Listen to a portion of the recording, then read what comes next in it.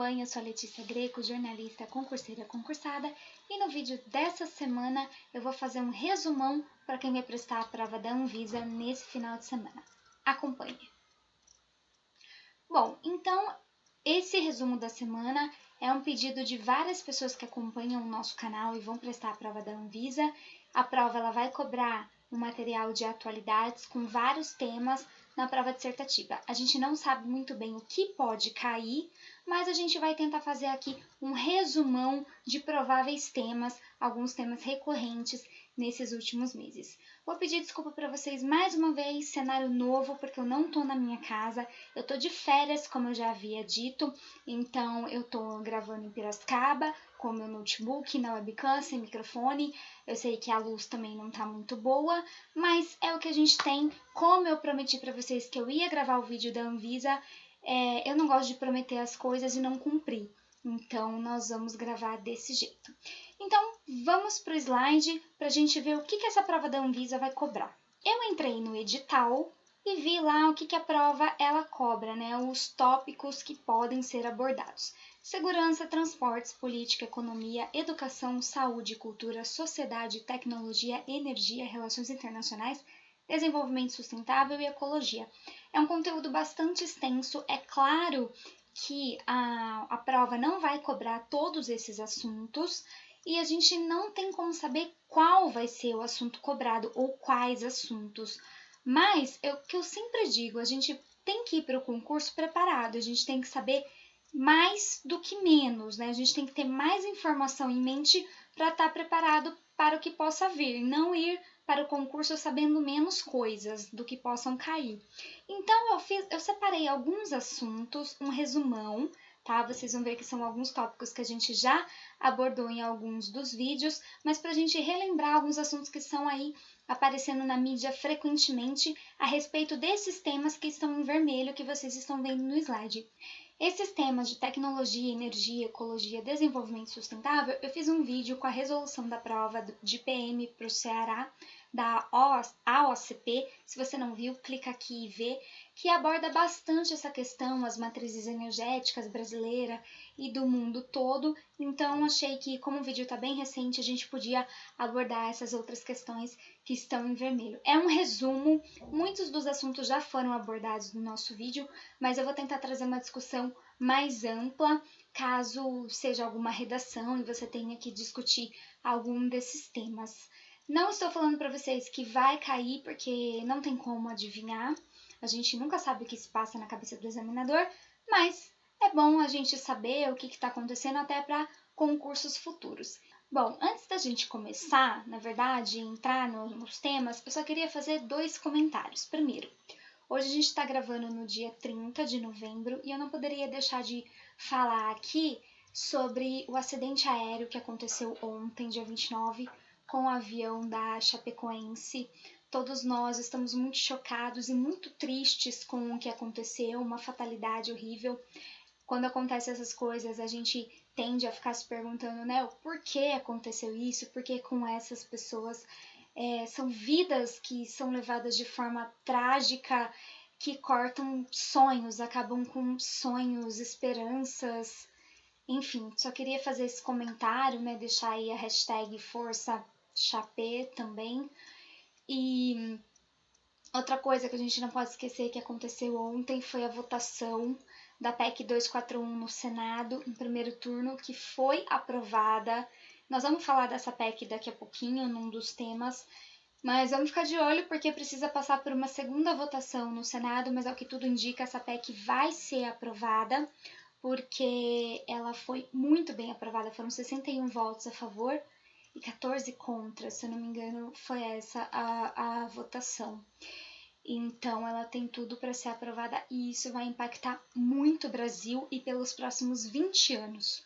Por isso é importante saber qual né, a dessa PEC, porque 20 anos é muita coisa, traz um impacto muito grande, vai trazer um impacto não só para a economia, mas para a nossa sociedade como um todo. Então, vamos ficar esperto nessa questão, porque nos próximos dias o segundo turno deve ser votado também. E outra coisa, no último sábado, quem morreu? Fidel Castro, aos 90 anos, o líder da Revolução Cubana, né, junto ao Che Guevara, morreu, e a morte dele talvez possa simbolizar o fim de uma era, né, da era socialista em Cuba. Talvez, porque a gente não sabe como a Raul Castro, irmão do Fidel, vai se comportar politicamente a partir de agora. A gente sabe que com o Raul Castro houve uma aproximação entre Cuba e os Estados Unidos. Estados Unidos voltou a abrir a embaixada dele em Cuba e Cuba nos Estados Unidos, mas as negociações estão apenas começando, né? O embargo comercial ainda existe, então isso provavelmente vai acarretar em alguma mudança para a população de Cuba. Vamos lembrar, Fidel Castro, uma figura muito importante porque conduziu uma revolução que perdura aí há mais de 60 anos, né? A Revolução Cubana em 1959, que derrubou o ditador Fulgêncio Batista, entrou Fidel Castro no poder com a ajuda do Che Guevara, implantando o socialismo em Cuba, e desde então vigora esse socialismo, né? Cuba é uma das sociedades mais fechadas no mundo, acho que equipara com a Coreia do Norte, até mesmo a China, que vive sob o Partido Comunista, ela é aberta economicamente. Então, vamos ver quais são as mudanças. E é bom a gente pensar nessa questão do Fidel, porque o Fidel, ele também é um líder que, com a sua morte, muitas pessoas lamentaram a sua morte, mas muitas pessoas comemoraram. Então, é aí que a gente vê a importância dessa figura que foi o Fidel Castro. Então vamos ficar atentos a essa questão. Eu vou voltar a falar disso na próxima gravação, mas que vai ser só antes do Natal, não sei o dia exatamente. Mas por quê? Porque agora eu tô de férias, como eu disse, e eu volto só dia 12. Então, tenha um pouco de paciência, porque nesses dias eu vou ficar offline, eu vou viajar e tomar um pouco de sol, né? Que a pessoa mora em São Paulo, não tem praia. Então, quando eu voltar das férias, eu vou ler todos os comentários e responder vocês. Até lá, um pouquinho de paciência, mas esse vídeo da Anvisa tá prometido. Então, vamos começar os slides. Mais uma coisa, todos esses assuntos que eu vou abordar nesse vídeo referem-se ao Brasil, são temas nacionais, ok? Então, começando com segurança, que eu achei importante a gente trazer aqui. O número de homicídios no Brasil é maior do que o de países em guerra. Eu comentei essa questão faz pouquinho tempo, né?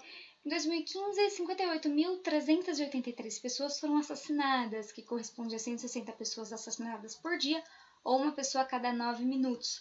Nós temos a polícia que mais mata e a que mais morre no mundo. E aí, como eu já comentei sobre essa questão em outro vídeo, eu não vou insistir muito nesse assunto.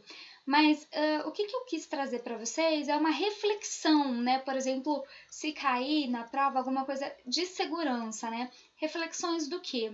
Quais são as soluções para a nossa segurança ser melhorada? Para a gente deixar de ser visto pelos outros países como um país que não tem segurança, que não investe em segurança, como um país perigoso, né? E pensando na questão do país perigoso, isso se reflete no nosso turismo, porque se nós somos vistos lá fora como um país perigoso, que turista vai querer vir para cá, né? Nós temos um índice de turismo, eu estava vendo esses dias, eu não me lembro onde, que o turismo a cada dia no Brasil ele cai, porque justamente por causa dessa questão de segurança, né? Um dos motivos. Então, quais seriam as soluções para a gente mudar, né, esse nosso panorama, né? Claro, investir em educação. A educação é sempre uma das chaves para resolver os nossos problemas, porque se você investe, se você deixa a criança lá em tempo integral, ela vai poder se interessar, nem que seja pelo esporte, né? Pela dança, ou investir uma aula de inglês, deixar a criança na escola. O tempo que ela poderia estar fazendo outra coisa, na rua, aprendendo o que não deve, ela tá na escola, né? Aprendendo coisa que vai trazer algum benefício para ela a longo prazo. Então, investir em educação sempre é chave. Coloquei mudança no sistema prisional, porque nós sabemos que a gente tem um sistema prisional falido.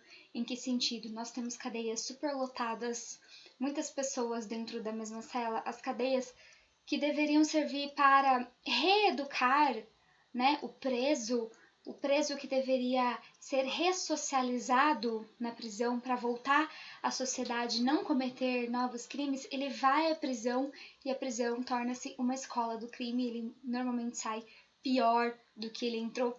São muito baixos os índices de pessoas que vão para a prisão uma vez e não voltam mais, né? Isso é muito difícil de acontecer, então a gente tem que ter uma reforma nesse sistema, né, as cadeias superlotadas, e de repente pensar em penas alternativas, como já acontece em outros países. A gente sabe que é difícil comparar a situação do Brasil com países desenvolvidos, porque eles já têm outra infraestrutura, tem outros recursos, mas a gente tem que começar a semear essas ideias. Por exemplo, muitas pessoas juristas defendem que para crimes mais leves, onde não há homicídios, por exemplo, que sejam dadas penas alternativas para não punir igual você pune um assassino ou outro crime assim correlato, né, considerado muito grave, para essa pessoa realmente não entrar nessa escola do crime e conseguir de fato sair da criminalidade. Então são soluções que de repente a gente pode levar para uma redação, falar qual é o problema que o Brasil vive relacionado à segurança,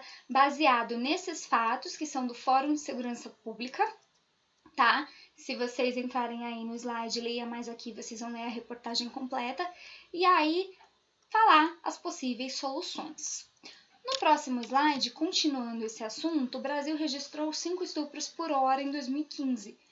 Foram 45.460 casos registrados, mas a gente sabe que nem todo caso de estupro é denunciado. O estupro é um dos casos menos registrados, porque outra estatística, 1 a cada 3 brasileiros acredita que a culpa do estupro é da vítima, ou seja, a mulher que é estuprada ou a pessoa que é estuprada muitas vezes fica com medo de fazer a denúncia porque acha que o caso não vai ser investigado ou que as pessoas não vão acreditar nela. Então, muitas silenciam, não denunciam, né? Então, a média pode ser até de 129 mil a 454 mil estupros, mas só 45 mil casos registrados, uma média de 35%. Nós já falamos disso num vídeo.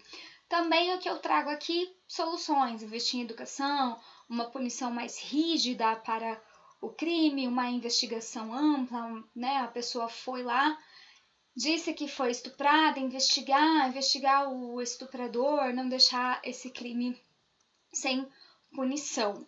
E também leia mais aqui para você saber isso e ter outros argumentos para uma redação. Próximo tema, a gente entra em política. Eu acho que política, a gente falar de política no Brasil hoje, a gente não pode deixar de falar em Lava Jato. Por quê? Porque a Operação Lava Jato é uma das mais comentadas, é uma das investigações mais completas dos últimos anos do Brasil e que está levando, uma das investigações que mais está levando políticos, empreiteiros, ou seja, pessoas do alto escalão do governo à prisão, coisa que a gente não via há muito tempo. Então, eu acho que da Lava Jato a gente tem que ficar atento ao contexto, aos réus famosos. Quem são 2 réus famosos que eu coloquei aí? O Lula, ex-presidente Lula. O Lula não está preso, mas ele é réu na Lava Jato, ele se diz perseguido, inclusive pelo juiz Sérgio Moro, mas ele é réu. O Eduardo Cunha, ex-presidente das câmaras dos deputados, estão vendo como há políticos do alto escalão? Quando a gente imaginar que um ex-presidente da República, um ex-presidente da Câmara dos Deputados, ia ser réu num processo que investiga a corrupção na Petrobras, né? Então, a gente tem que saber do que se trata a Lava Jato. Os desdobramentos, as delações premiadas, o juiz Sérgio Moro. Por que eu coloquei o juiz Sérgio Moro? Porque eu acho que dá pra gente pensar numa redação assim, os heróis que surgem, essa figura do herói que de tempos em tempos na nossa sociedade a gente vê surgir um herói, a gente vê que de tempos em tempos a gente fica sem essa figura e aí todo mundo tem aquela sensação de impunidade, né? Ninguém é preso, todo mundo comete crime e no Brasil não acontece nada, e aí surge um herói. Então seria ele o Sérgio Moro? Porque muitas pessoas veem o Sérgio Moro como um herói, mas outras o veem como um vilão. Por que como um vilão? Porque muitos acreditam que o Sérgio Moro ele está cometendo um abuso de autoridade, ou seja, está passando por cima das leis para cometer essas prisões, enfim. Mas outros acreditam não, ele é herói, ele tá indo atrás de políticos, coisa que muitos não tiveram coragem de fazer, ele está tendo coragem. Outra pessoa que foi tida como herói recentemente, que eu me lembro, é o ex-ministro do Supremo Tribunal Federal, Joaquim Barbosa, né? Ele também investigou casos de corrupção e depois ele se aposentou. Muitos cogitaram Joaquim Barbosa para presidente do Brasil, mas ele já falou que ele não quer mais saber. E aí a gente se pergunta por que de ministro do STF ele se aposentou e não quer mais saber de política.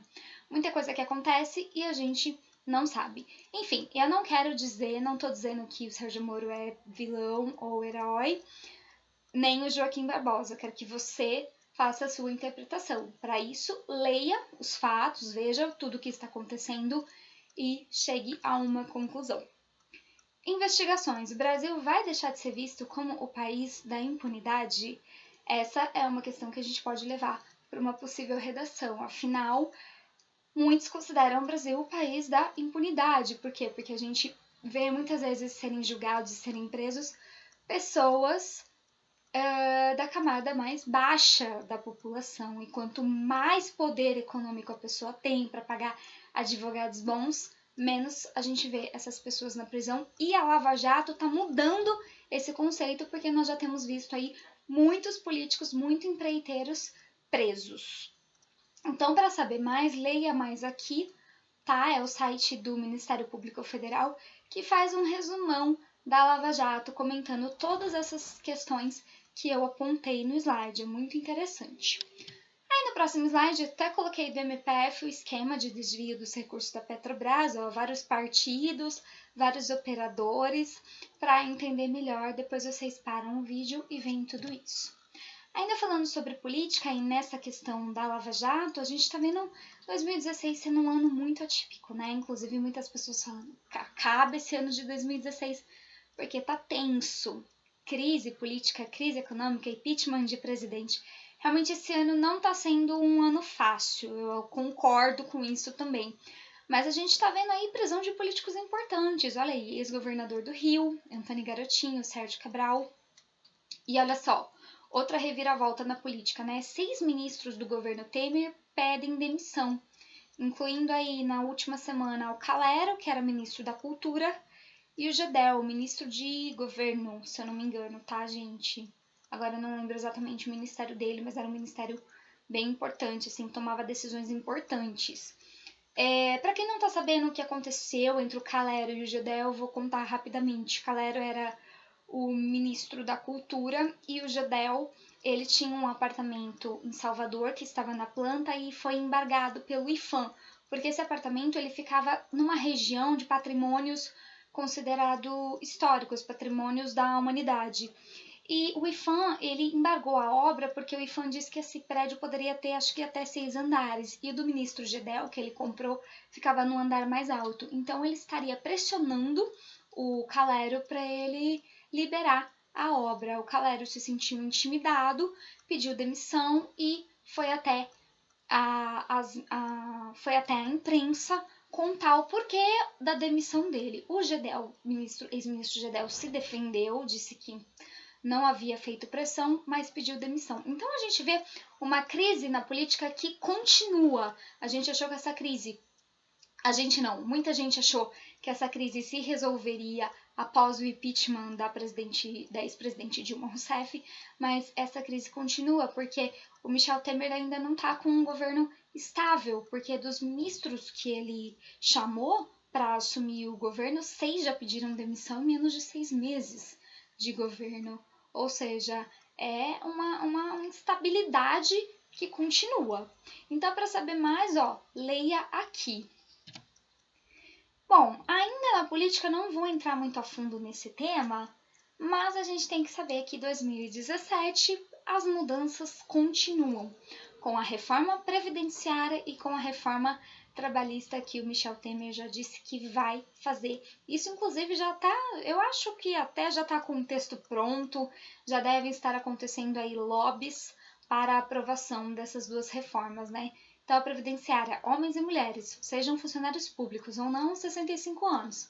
É uma mudança positiva ou negativa? A reforma vai resolver o rombo da Previdência? Reforma trabalhista. Vários pontos da CLT poderão ser revistos. Adicional noturno, férias, etc. A mudança tira o direito do trabalhador ou moderniza a CLT? CLT é sancionada pelo Getúlio Vargas em 1943. Por quê? Porque o Temer defende que isso se trata de uma modernização da CLT, que tem pontos ultrapassados. Mas sindicatos, trabalhadores estão com medo de perder direitos. Então, vamos ver o que vai acontecer com essas mudanças. E na economia, claro que o assunto principal é crise, mais uma vez. Um assunto aí, ó. O governo aprova déficit de até 170 bilhões de reais na meta fiscal. O que é a meta fiscal? A meta fiscal ela é prevista na LOA, na Lei Orçamentária Anual, e ela prevê a economia do governo para o próximo ano. Na verdade, então, é a expectativa da receita menos as despesas do governo. Se essa meta fiscal for positiva, a receita menor que a despesa é maior que zero, a gente fala que tem um superávit, ou seja, o governo tem dinheiro no caixa.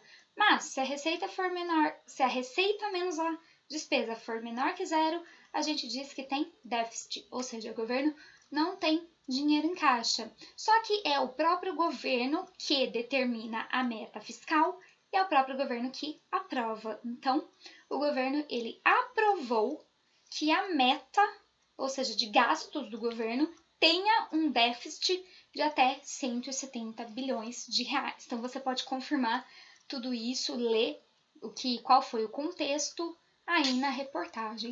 Lembrando, gente, que esse slide ele tá na descrição do vídeo. Você entra na descrição, você pode baixar esse slide e aí você pode acessar todas as reportagens no link. Então, você tem as informações do slide e a informação completa no link. Passando para o próximo slide, consequência da crise, a gente já sabe, o aumento do desemprego. Então, de maio a julho de 2016, nós tivemos 11,8 milhões de pessoas desempregadas. E isso gera o quê? Gera um quadro de informalidade, ou seja, as pessoas que vão trabalhar sem a carteira assinada, porque a gente precisa sobreviver, né? E isso, consequentemente, também gera um aumento da criminalidade. Porque a gente sabe que a criminalidade, muitas vezes, ela está relacionada à desigualdade social, à desigualdade de renda. Num país, por exemplo, onde nós temos muitas pessoas muito pobres e poucas pessoas muito ricas, há uma desigualdade. Então, tende a ter um maior número de criminalidade, que as pessoas que não conseguem sobreviver têm que buscar outro meio de sobrevivência. Infelizmente, muitas vezes o meio de sobrevivência encontrado é na criminalidade. Então, o ideal, né, o que a gente busca sempre é você ter um maior equilíbrio, né? Você ter uma classe média mais acentuada, você ter poucos pobres, poucos ricos e a maioria com uma classe média. A gente tem um maior equilíbrio de renda. É isso que a gente busca e assim que são os países desenvolvidos. Leia mais aqui para saber do desemprego. E aí a gente também não pode falar da PEC 241, eu coloquei em economia, por quê? Porque se trata dos gastos envolvendo o governo, né? Então a PEC 241, ela limita os gastos do governo federal, tá em tramitação no Senado, foi aprovada ontem em primeiro turno, tá? Não vamos esquecer disso. E essa lei, a gente não pode esquecer que ela inclui educação e saúde. E uns defendem, outros não defendem a aprovação dessa PEC, mas há um consenso de que ela afeta a vida dos mais pobres. Por quê? Porque as despesas só vão ser reajustadas de acordo com a inflação do último ano. A gente vai deixar de investir em saúde, mas cada vez mais pessoas precisam recorrer à saúde pública e isso vai acabar afetando a vida dos mais pobres que não têm dinheiro para ir até ter um plano de saúde ou ir até um médico particular, que a gente sabe que as consultas são muito caras. E também na escola a mesma coisa. porque a educação tende a cair a qualidade. Bom, então eu coloquei, a lei vai salvar a economia ou é uma medida de curto prazo, que só vai resolver a questão em curto prazo e se resolver, mas a gente tem que lembrar que essa PEC, ela tem duração aí de 20 anos. Então, vamos pensar nessas questões aí.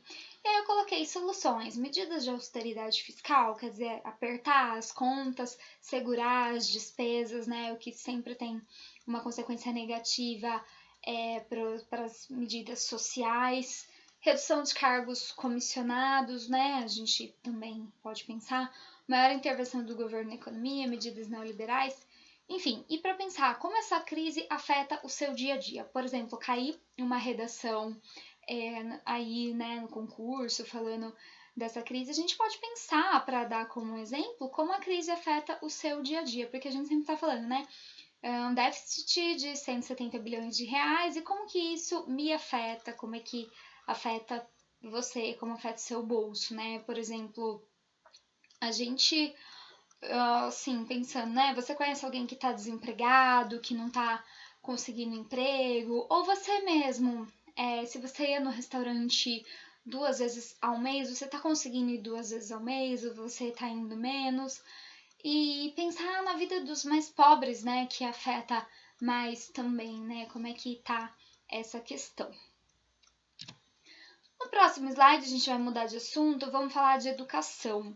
Educação eu quero citar aqui, ó, que a meta do IDEB, né, de 2015, ela foi cumprida apenas no início do ensino fundamental, eu já falei isso em um dos nossos vídeos. No ensino fundamental 1, a média era de 5.2, a nota foi 5.5.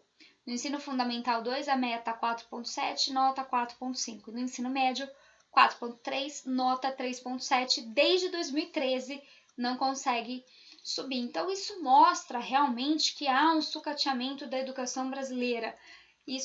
Esse sucateamento que a gente ouve tanto especialistas indo na TV falar, não é coisa, não é invenção, não é coisa da cabeça de ninguém. São os dados mostrando, são os alunos indo fazendo a prova de português e matemática do IDEB e tirando notas abaixo de 5.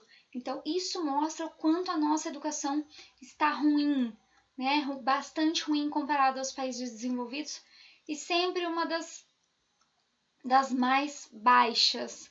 Então, a gente precisa, né, fazer uma reforma urgente. Não estou dizendo que essa reforma que o Temer está propondo é ideal, mas a gente precisa tomar providências urgentes, porque até quando o Brasil vai ser visto como um país que não investe em educação? Uma coisa que é tão fundamental para a gente formar profissionais bons, profissionais qualificados, que vão investir em tecnologia, que vão ser futuros médicos, futuros engenheiros, futuros advogados, enfim, futuro tudo que vão fazer o nosso país melhorar, né? Então, é uma questão a se pensar, né? E por que esse sucateamento? Poucos recursos, pouco investimento na nossa educação, baixo salário de professor, um modelo ultrapassado, já desinteresse dos estudantes também. Não quero colocar a culpa nos estudantes, somente nos estudantes. Mas a gente sabe como é que mudou a relação do estudante com o professor, como é que é hoje essa relação e como é que é essa relação, como era essa relação há 50 anos atrás, né? A gente vê tantos casos de professores, de alunos que agridem os professores hoje, alunos que não têm o menor respeito pelos professores, professores estressados porque não conseguem dar aulas. Então, é uma questão a se pensar. E esse desinteresse decorre também não só por culpa dos estudantes, mas por culpa da própria escola, que não oferece assuntos, não é um local atrativo, não tem atratividade para o aluno, por exemplo, atividades extracurriculares no contraturno escolar. O aluno vai de manhã para aprender português, matemática, geografia, enfim, e à tarde ele poderia ter uma aula de música para aprender a tocar um instrumento musical, uma aula de dança, uma aula de teatro, uma aula de futebol, e manter esse aluno na escola para ele se interessar por alguma área, pelo menos ele se desenvolver e quem sabe virar um atleta, quem sabe virar uma dançarina, um dançarino. Isso que a gente precisa. Então, e outras soluções, né? A gente também pode pensar nisso e colocar numa redação. Para saber mais sobre essa meta do IDEB, também vocês podem clicar. E aí, no próximo slide, a reforma do ensino médio que o Temer está propondo. Tem aí a reportagem completa da Folha de São Paulo, já falei sobre essa reforma. Vocês podem parar o vídeo e ler como é hoje, o que o plano propõe, as vantagens e as desvantagens, e aí você também chegar a uma conclusão se essa reforma do ensino médio vai melhorar o ensino e de repente vai tirar o Brasil da lista dos lanterninhas aí da educação. Próximo tema, transportes. Sobre os transportes, eu quis trazer um panorama geral. Acho que a gente nunca comentou sobre transportes nas nossas aulas, né, de atualidades. É uma coisa mais de conhecimento geral, assim, mais de geografia. Mas eu acho interessante a gente falar um pouquinho sobre o transporte no Brasil. Por quê? Porque nós somos um país de dimensões continentais. O que significa isso? Que apesar de nós sermos um país, nós temos as dimensões de um continente. Somos um país muito grande em extensão. Só de litoral nós temos 8.000 quilômetros. Então, os transportes aqui a gente poderia explorar bastante, poder utilizar vários meios de transporte, mas na verdade não é bem assim que acontece. Então, vamos ver. A malha ferroviária que a gente tem no Brasil, ela é pequena. Ela tem apenas 30.374 quilômetros e ela fica, sobretudo, no Sudeste, decorrente aí herança da época do café, em que o café precisava ser transportado para o porto para ser exportado para outros países, né? O nosso transporte principal é a malha rodoviária, são as rodovias, que nós temos 1.355.000 quilômetros, é o principal sistema de transporte do Brasil, mas apenas 140.000 quilômetros pavimentados. Então a gente vê muitas rodovias com falta de manutenção, esburacadas, que não tem acostamento, que não tem sinalização, à noite é terrível para dirigir, e outras que nós temos muito boas, como, por exemplo, a Bandeirantes, é uma rodovia muito boa. O que mais? A Anhanguera, Dom Pedro, Washington Luiz, todas duplicadas, sinalizadas, bem cuidadas, mas tem, porém, os pedágios abusivos. Por exemplo, quem vai de São Paulo ali para o Guarujá, eu acho que o pedágio já está nos R$30. É muito caro, né? Então, a gente não consegue, né, se locomover e de uma forma rápida e segura sem ter que pagar por isso. E não deveria ser assim. Por quê? Porque nós pagamos impostos, nós temos aquele direito de ir e vir, então nós deveríamos nos locomover de forma segura. Infelizmente, não é isso que acontece. Nós temos também uma malha hidroviária, que são fundamentais nas regiões banhadas por rios extensos, como na Amazônia, né? Inclusive nas regiões ribeirinhas, os barcos são muito comuns, porque realmente essa malha hidroviária acaba sendo mais importante para essas comunidades do que o próprio carro. Mas, olha só, a título de exemplo, né, como a gente tem problemas em todos os nossos meios de transporte aí, na malha hidroviária, o Brasil gasta 24,3 horas no desembarque de mercadorias nos portos. América Latina, 15,5. Ou seja, a gente já tem problemas aí também. E aí, a malha aeroviária, né, os nossos aeroportos. O que eu quis trazer é que a gente tem um crescimento e uma modernização dos aeroportos para receber a Copa do Mundo e a Olimpíada. Como? Pelo leilão dos aeroportos. Quais? Guarulhos, Viracopos e Brasília em 2012. Então, claramente, isso aconteceu para receber a Copa do Mundo. Inclusive, faz muito tempo que eu não vou para Brasília, mas quem foi para Brasília? Não, perdão, para Guarulhos. Eu nunca fui para Brasília, para Guarulhos. Quem foi disse que o terminal internacional tá muito bonito. Eu ainda não conheço. Fui algumas vezes para Guarulhos, mas quando eu viajo no Brasil eu vou mais para Viracopos, porque é bem mais perto para mim. Mas então a gente teve esse leilão aí para modernizar, para receber os estrangeiros para a Copa do Mundo e para a Olimpíada. Aí no próximo slide eu coloquei esse fluxo de passageiros dos aeroportos, tá? Mas ele já tá um pouco antigo, isso aí é de 2001 que eu encontrei, então isso aí já tá muito maior, mas ó, a gente vê que o fluxo se concentra na região sudeste, né, que é a região ainda mais forte economicamente do Brasil. E eu coloquei uma observação, trem-bala. E o nosso trem-bala? Como é que ficou a história do trem-bala, né? Ia ser uma coisa muito vantajosa para o Brasil, né? Já que a gente é um país muito grande e a gente deveria ter vários meios de transporte alternativos para a gente escolher aquele mais vantajoso. Eu me lembro que em 2006 eu estava no terceiro colegial e foi a primeira vez que eu ouvi falar do trem-bala. Foi meu professor de geografia, o professor Ademir. Ele falou do trem-bala, que era um trem que ia sair de Campinas, passar para São Paulo e até o Rio de Janeiro. Inclusive, acho que tem uma parada em Sorocaba. E esse trem-bala, na época, ele disse que ia ficar pronto para a Copa do Mundo. Nós estamos em 2016, já se passaram 10 anos e nada de trem-bala, nem projeto de trem-bala, né? Quem sabe daqui a alguns anos, né? Eu tenho esperança que esse trem-bala vá sair do papel, acredito que ele vai sair, mas não sei se em 10 anos ou em 20 anos. 10 anos aí passaram tão rápido, né? Eu me lembro como se fosse hoje do professor explicando isso em sala de aula e ainda não saiu do papel, mas eu tenho esperança que vai sair do papel. Então, para saber mais dos transportes, leia aqui. Para finalizar, eu quis trazer um pouco sobre o problema do transporte público no Brasil.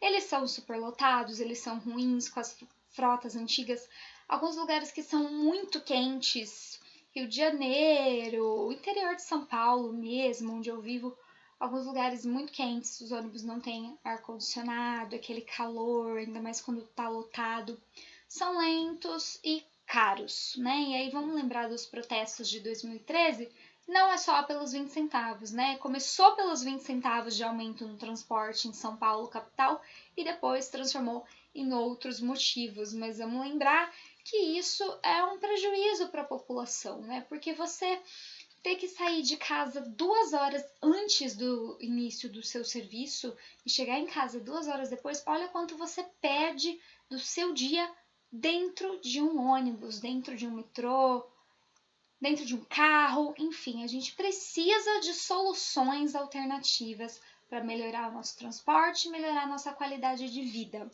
Então, outro problema que eu coloquei é que o governo ele tem incentivado a compra do carro popular com a redução de impostos. Eu acho super legal a gente ter carro, é muito bom ter carro para você não depender de horário, mas a gente tem que pensar em tudo isso. E aí, soluções, então, investimento em obras de mobilidade urbana, com as faixas de ônibus exclusivas em determinados horários, nos horários de pico, construção de ciclovias, investimento nas redes de metrô, coisas que as grandes cidades, os grandes centros urbanos já estão fazendo. Inclusive, São Paulo já tem as ciclofaixas, né? Eu, particularmente, eu olho aquilo pela televisão, me dá um desespero, assim, porque eu falo, meu Deus, como que as pessoas estão andando de bicicleta em São Paulo no meio daquela loucura? Nossa, me dá uma aflição, assim, mas é coisa que a gente precisa ter, né? E as faixas exclusivas de ônibus também. Aqui em Piracicaba, por exemplo, já tem essas faixas exclusivas dos ônibus, que só os ônibus podem circular nos horários de pico. Depois desses horários, os carros podem utilizar também, mas isso é super importante porque reduz muito o tempo da viagem do ônibus. Soluções alternativas eu coloquei também a título de exemplo que você poderia colocar numa redação. Programa de compartilhamento de carros que já existe na Europa. Como que é isso? Você aluga um carro hoje com mais 3 pessoas, vocês vão, sei lá, por exemplo, para o centro. Aí vocês se reúnem, vão para o centro, deixam o carro lá. Não sei se deixa a chave lá ou se deixa a chave num ponto determinado. Outra pessoa está ali no centro, quer ir para outro lugar. Já pega a chave do carro, vai para outro lugar e o carro vai rodando, um carro só. Então isso é uma coisa que já existe, é uma coisa muito interessante também. E aí, olha que eu coloquei uma frase, né, que a gente ouve muito. O país desenvolvido não é aquele que o pobre anda de carro, mas é aquele que o rico utiliza o transporte coletivo. Então a gente tem que tirar dessa ideia da cabeça de que a gente se desenvolver é o pobre andar de carro. Não, na verdade não. Na verdade a gente precisa ter um equilíbrio maior de renda, a gente precisa mudar a nossa infraestrutura, mas, sobretudo, mudar a nossa mentalidade, o nosso paradigma de que andar de ônibus é coisa de pobre. Não é nada disso, né? A gente precisa ter um transporte público de qualidade para todo mundo andar bem, com segurança, com conforto nesse transporte público. Inclusive, eu posso citar que isso já acontece em países desenvolvidos na Europa, né? Se vocês que acompanham o meu canal já há bastante tempo, eu já comentei que eu fiz o intercâmbio na Espanha, eu morei 6 meses lá, e realmente outra coisa, né? A gente nem acredita que isso existe. Vou falar pra vocês, não tem problema lá? Tem problema, lógico que tem problema, mas esses problemas que a gente está passando aqui, por exemplo, relacionado ao transporte, eles já passaram e já conseguiram solucionar. Claro, eles têm mais recursos, eles têm mais estrutura, mas conseguiram solucionar. Por exemplo, lá em Sevilha, onde eu morei, os ônibus, né? Eu sempre pegava a linha C1 para ir para a universidade. O ônibus, o C1, ele ia lotado. A gente ia em pé, porque era aquele horário de pico, tava todo mundo indo trabalhar, todo mundo indo pra universidade, mas esse ônibus, ele tinha ar-condicionado e ele tinha uma televisãozinha no alto que ele indicava todo o caminho, dava um mapinha e ele dava os pontos também, da onde que ele estava parando, o trajeto. Então, assim, é muito bom, né? E lá em Sevilha, uma cidade, por exemplo, de 700 mil habitantes, que tinha um aeroporto bom, que fazia viagens internacionais. Só para vocês terem uma ideia, eu fui de Sevilha, que fica no sul da Espanha, ali na região da Andaluzia, fui para Paris para passear. Eu paguei 5 euros na passagem da Ryanair. Ryanair é uma companhia de avião barata, né? Claro, você não pode ir com bagagem, né? Dentro do avião é tudo pago, se você quiser consumir até mesmo água. Mas você consegue viajar pagando barato. Então, eu paguei 5 euros na passagem de avião de Paris até Sevilha. Tem uma amiga minha que estava comigo, a Micaela. Ela pode confirmar essa história. É verdade. Então, assim, é outra realidade, né? Que a gente torce para que um dia o Brasil consiga chegar nesse panorama. E aí, passando para o próximo slide, eu peguei o tema da cultura. Então, cultura, eu quis trazer um pouquinho do Aquários, né? Que é um filme que saiu esse ano com a Sônia Braga. Eu ainda não tive a oportunidade de assistir, mas pretendo fazê-lo em breve. Então, esse filme, direção Kleber Mendonça Filho, um dos mais comentados do ano e ficou famoso sobretudo depois da polêmica no Festival de Cannes, porque os atores eles protestaram, né? Eles levantaram plaquinha dizendo que eles não apoiavam o novo governo, dizendo que o governo era golpista, tudo isso. O filme, a história dele, para quem não sabe, eu já fui procurar saber, porque eu também fiquei curiosa, né? Por que estavam se falando tanto desse filme? É uma jornalista, escritora, interpretada pela Sônia Braga. Ela tem um apartamento no Recife, e esse apartamento uma empresa quer comprar para destruir e construir outro empreendimento. E ela é a única moradora que não quer vender o apartamento dela. Foi a única que não vendeu. E aí é toda uma negociação para fazer com que ela tente, que ela venda esse imóvel. Então, a crítica, né? O que ela disse sobre isso, né? É o filme do herói isolado, a narrativa da resistência, de alguém que luta sozinho contra todos, né? Então, coisa que a gente pode fazer relacionar com vários fatos que têm acontecido ultimamente, né? Aquele herói que tá lutando contra tudo e contra todos, né? Acho que vale a pena assistir para ver se vocês acham legal, se não acham. Eu quero assistir, não consegui ainda, mas pretendo para a gente ver se é tudo isso, filme, ou se não é, enfim. Bom, outro tema de cultura que eu quero falar rapidamente, porque eu já comentei num outro vídeo, é sobre a Lei Rouanet. Tá? Vou comentar um pouquinho o que é a Lei Rouanet e por que ela está envolvida em polêmica ultimamente. A Lei Rouanet é de 1991, do governo Collor, e ela recebeu esse nome por conta do ministro da Cultura, o Sérgio Rouanet. É uma lei de incentivo fiscal à promoção da cultura, ou seja, o objetivo dela é fomentar a cultura no Brasil, levar a cultura onde não tem, onde ela é pouco vista. Como funciona? A pessoa física ou a pessoa jurídica, ou seja, a empresa, pode destinar parte do seu imposto de renda aos participantes da Lei Rouanet. Como? Qualquer pessoa pode destinar parte de seu imposto de renda para o programa? Sim. Quem pode se beneficiar? Projetos culturais, peças de teatro, música, dança, livros, etc. Mas o Ministério da Cultura precisa provar que esses projetos captem os recursos da Lei Rouanet. Quais são os critérios, né? Eu coloquei, porque algumas pessoas conseguem ser aprovadas pela Lei Rouanet, outras pessoas não conseguem, né? Então, quais são os critérios? Hoje a gente tem cerca de 3.000 produções patrocinadas pela Lei Rouanet, né? Então, como é que funciona?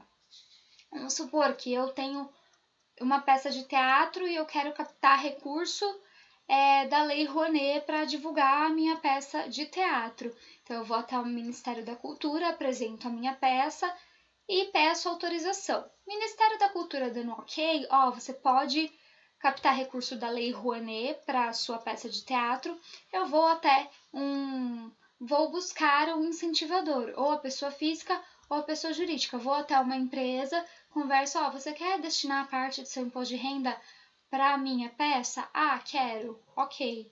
Então aí faz todo esse acerto, né? Mas as polêmicas envolvendo a Lei Rouanet, passando para o próximo slide, é que, nós tivemos uma fraude que foi descoberta esse ano de um casamento pago com dinheiro da Lei Rouanet. Outra coisa, Cláudia Leite captou 1.200.000 da Lei Rouanet. E aí que vieram as críticas, porque a Cláudia Leite, né, uma cantora super famosa, precisa de dinheiro da Lei Rouanet para fazer seus shows, para se apresentar. Enfim, eu até vi agora, a título de exemplo, faz poucos dias, que tem uma exposição, tá tendo uma exposição do Silvio Santos em São Paulo. Eu acho que é no Museu de Imagem e Som, mas não lembro, me corrijam se eu estiver errada. E o Silvio Santos, ele exigiu que não fosse utilizado dinheiro da Lei Rouanet para fazer essa exposição. Então, tem toda uma série de polêmicas, né? Porque o intuito é você levar a cultura onde a cultura não chega. Porque você quer ter acesso ao cinema, quanto custa o ingresso de um cinema? Hoje, o ingresso de um cinema, de uma sala VIP, por exemplo, R$ 36. Uma sala normal, R$ 18. É caro! Não é uma coisa barata, não é uma coisa para você fazer toda semana. Eu mesma não vou ao cinema toda semana. Eu vou de vez em quando. Por quê? Porque eu acho caro. Imagina uma pessoa da periferia, de uma comunidade mais carente, e aí que não tem acesso à cultura igual nós temos. Ou até uma peça de teatro que custa R$ 70. Então, a Lei Rouanet é justamente para levar a cultura para essas comunidades, para ser de graça ou para ter um preço reduzido. Então, daí a importância dessa lei, mas que está tendo esses problemas de fraude. Próximo tópico: saúde. Brasil lidera novos casos de HIV na América Latina, diz UNAIDS. Por que eu trouxe a questão da AIDS? Porque eu resolvi uma prova da VUNESP e de atualidades e caiu justamente essa questão, né? Qual doença que o Brasil tinha voltado a liderar? Então era o HIV. Então vocês podem ler aí esse texto, tem a fonte aqui no próximo slide. O que eu quero só ressaltar dessa questão é a questão da violência, da intolerância. Vamos ler os 2 últimos parágrafos. A violência contra populações de risco, como a LGBTI, continua sendo um problema na garantia de direitos. Segundo o relatório, foram assassinadas 802 pessoas transgêneros no Brasil entre 2008 e 2015. No México, foram 229 mortes. Os 2 países possuem os maiores números absolutos do mundo. A vasta maioria dos casos de violência contra a população LGBTI permanece sem punição, diz o relatório. Então, para a gente pensar nessa questão da violência, na questão da intolerância no Brasil, nós vamos voltar nisso no tópico da sociedade, mas só para pensar, o Brasil é visto muitas vezes como um país pacífico, como um país tolerante, mas não é bem isso que acontece. A gente tem provas, dados que comprovam isso. No próximo slide, eu trouxe a questão da microcefalia, que foi um dos tópicos muito comentados ao longo desse ano. Então, acho que se quer alguma coisa de saúde, pode ser da microcefalia. E uma coisa que eu trouxe para a gente pensar foi a questão do aborto e microcefalia. Por quê? Porque hoje, no Brasil, são legalizados 3 tipos de aborto. O aborto, quando a gravidez ocorre por estupro, por anencefalia, ou seja, quando o feto ele não tem um cérebro, ou quando a mãe corre risco de morte. Nesses 3 casos, o aborto ele é aprovado. Nos outros casos, não. Ele ocorre de forma ilegal. Mas muito se discutiu, houve uma ampla discussão da sociedade, de setores das sociedades, dizendo se casos de crianças com microcefalia, o aborto devia ser liberado ou não. E aí há muitos setores que dizem que sim, porque a criança não teria muito tempo de sobrevivência, e outros dizem que não, porque a criança pode sobreviver, dependendo do grau, ela pode se desenvolver. Então, eu acho que isso requer muita leitura, porque a gente discutir aborto é uma coisa muito complicada, porque suscita muitas opiniões. E por quê? Porque a gente ainda não há uma conclusão, um consenso, na verdade, do início da vida, porque para a igreja o início da vida é quando o espermatozoide se junta ao óvulo. Para a ciência, quando há a formação do sistema neurológico. Para outros setores, quando esse embrião se une na parede uterina. Então, assim, e para você? Isso também é uma questão muito subjetiva, né? Porque para a igreja pode ser isso, para os cientistas pode ser isso, para mim pode ser outra coisa. Para mim pode ser quando eu ouço o coração da criança bater, né? Então, é uma questão muito complicada, muito subjetiva, e se isso cair numa redação, não tem certo ou errado. Não é o examinador que você vai escrever assim, eu não concordo com o aborto, o examinador vai dar errado para você, vai dar 0, porque ele não concorda com a sua opinião. Não, é você defender o seu ponto de vista com argumentos válidos. Então, é você dizer, eu concordo com o aborto por causa disso, porque cientistas dizem isso, dizem aquilo, ou não concordo, porque os cientistas dizem isso, os cientistas dizem aquilo, há dados que comprovam isso. Então, é uma questão subjetiva, você tem que ter argumentos, tá? Então, a gente tem 2 lados, né? A breve vida de um bebê com microcefalias expõe a fragilidade da saúde no Brasil, uma reportagem da época que vocês podem ler, que o bebê ele morreu com 3 meses. Mas no próximo slide, ó, mãe de adolescentes com microcefalia ajuda a nova geração a desafiar limites. Ou seja, adolescentes que têm microcefalia estão vivendo bem, convivendo bem com a doença e se desenvolvendo com a família. Enfim, então isso também tem a matéria aí para vocês lerem, que dá para suscitar as 2 opiniões. Então não sou eu que estou dizendo, tá? É para vocês lerem, formularem esses argumentos e chegarem a uma conclusão. Próximo slide, só quis trazer alguns dados da Zika, dengue e chikungunya, acho que a gente não pode deixar de falar também, né? Porque é uma coisa muito recorrente deste ano de 2016. Casos de Zika, 90 mil de janeiro a abril, e a gente sabe que, falando da Zika, ela que tem provocado muitos desses casos de microcefalia, né? Essa relação foi comprovada. Casos de dengue, 800 mil, chikungunya, 39 mil, fonte Ministério da Saúde. E eu coloquei políticas públicas, a nebulização, os agentes de saúde estão indo nas casas, né, para procurar os focos e fazer o combate ao mosquito Aedes aegypti, que é o vetor dessas doenças, mas a população está fazendo a sua parte. A população tem que fazer a sua parte, é fundamental que isso aconteça, afinal, não adianta nada só os agentes de saúde fazer e você deixar lá o seu pneu com água acumulada, a sua plantinha com água acumulada, e a gente está cansado de saber quais são as maneiras de combate ao mosquito. E não adianta nada eu cuidar da minha casa e o meu vizinho não, porque esse vizinho não cuidando, ele pode me contaminar e aí pode aí se alastrar esses focos, né? E a dengue é uma coisa assim, tá tão recorrente que é difícil, não é uma coisa longe da nossa realidade, né? Por exemplo, eu nunca tive dengue, mas eu posso contar assim, ó, rapidamente, tipo, 4 pessoas que eu conheço que já tiveram dengue, entendeu? É muito, muito frequente. Então, acho que é importante também a população fazer a sua parte. Bom, indo para o nosso último tema, então, desse vídeo, vamos falar da questão da sociedade. E a questão da sociedade que eu quis trazer para esse vídeo é a questão da intolerância. Então, vamos falar de racismo, machismo, xenofobismo, homofobia, que são as formas de intolerância e violência que a gente tem visto no Brasil. Lembrando que a redação do Enem de 2016 foi sobre intolerância religiosa no Brasil. A princípio, a gente poderia pensar, nossa, mas intolerância religiosa no Brasil? O Brasil aí que tem tantas religiões, né, que se respeitam, que não entram em conflito por causa disso, mas a gente tem sim intolerância religiosa e outros tipos de intolerância, e que no próximo slide a gente tem visto essas intolerâncias, essas formas de intolerância se alastrarem pelas redes sociais. Por quê?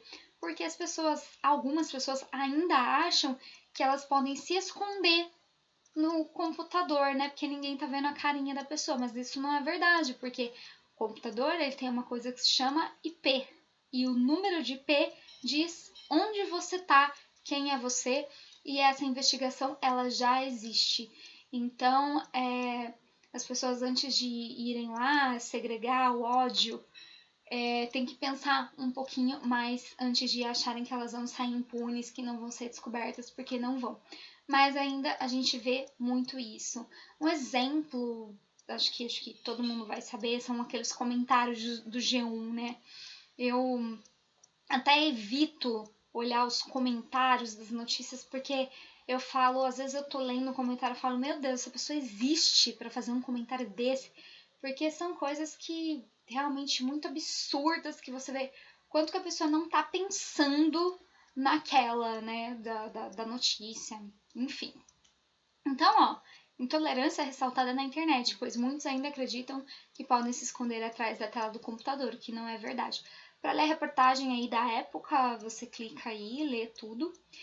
E aí o título, Brasil cultiva discurso de ódio nas redes sociais, mostra a pesquisa. Cerca de 84% das menções sobre temas como racismo, política e homofobia são negativas. E aí a Preta Gil dando uma entrevista porque ela foi alvo de racismo nas redes sociais. Então, ó, vamos ler aí aqui a parte, ó. Entre abril e junho, um algoritmo vasculhou plataformas como Facebook, Twitter e Instagram atrás de mensagens e textos sobre temas sensíveis como racismo, posicionamento político e homofobia. Foram identificados 393.284 menções, sendo 84% delas com abordagem negativa. Aquele brasileiro cordial não usa a internet no Brasil. O que a gente tem visto nas redes sociais é o acirramento do discurso de ódio, de intolerância às diferenças, diz Tiago Tavares, presidente da ONG SaferNet Brasil. Passando no próximo slide, a gente tem vários dados aí comprovando essa intolerância. No segundo parágrafo, o segundo tema com o maior número de mensagens foi o ódio às mulheres. E aí o pessoal fala que não existe o machismo, enfim. Muitos internautas parecem não entender que o lugar da mulher é onde ela quiser, misoginia. Foram coletadas 49.544 citações que abordavam as desigualdades de gênero, 188% delas com viés intolerante. No próximo slide, no primeiro parágrafo falando sobre as brigas aí políticas entre os coxinhas e os petralhas. Na verdade, não. Na verdade, esse no mesmo slide, né? E aí, no próximo... Aí, intolerância contra os deficientes, ó. 40.801 mensagens sobre o tema, 93% abordagem negativa. E aí, finalizando, a gente tem os estados, né? Com maior citação sobre intolerância.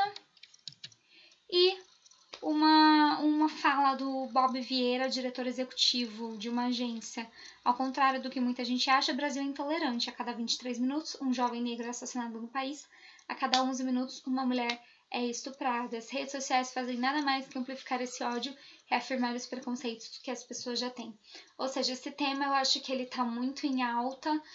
Os tipos de intolerância, as formas, né, que a gente tem visto aí, sobretudo se alastrando pelas redes sociais, Facebook, Twitter, Instagram, próprio YouTube, e como isso tem afetado as nossas relações pessoais, inclusive essa briga política aí, eu sou a favor do PT, eu sou a favor do PSDB, acaba criando conflito, a gente vê até, às vezes, pessoas perdendo a amizade por causa disso, e outras formas, e aí as pessoas querendo disseminar o seu ódio nas redes sociais, através desses comentários mesmo preconceituosos que eu acabei de citar aí do G1, mas que não acontece só no G1, em vários sites, que as pessoas acham que vão ficar descobertas. E eu acho que tá certo a gente ir atrás de descobrir mesmo quem são essas pessoas, porque isso realmente eu acho que não pode ficar impune mesmo. Bom, então esse foi o nosso vídeo resumo da Anvisa. Na verdade, eu queria ter feito um vídeo menor, mas não consegui. Espero que vocês tenham gostado, não sei se vai ajudar, mas eu espero que, se não cair nada disso no vídeo da Anvisa, sirva para outro concurso, ou sirva para você que vai prestar redação, precisa de base, precisa de dados, estatísticas e argumentos. Espero que te ajude de alguma forma. E boa prova para vocês agora nesse domingo. Eu tô torcendo por cada um. Muito obrigada por assistirem o canal, comentarem, participarem. Continuem participando, acho muito legal essa participação de vocês. Deixem as cidades de onde vocês são. E eu volto agora em dezembro, vou curtir minhas férias. Beijo para vocês e até mais.